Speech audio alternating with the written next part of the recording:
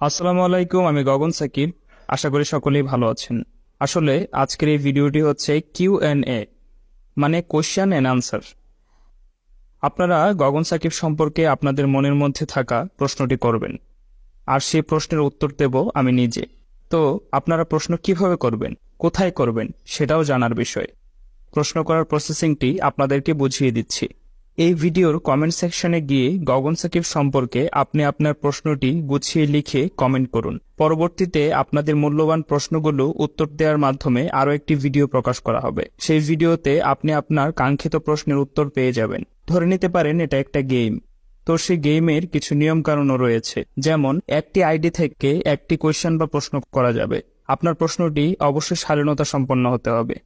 31 জুলাই 2024 রাত 12টার মধ্যে আপনার প্রশ্নটি কমেন্ট করতে হবে।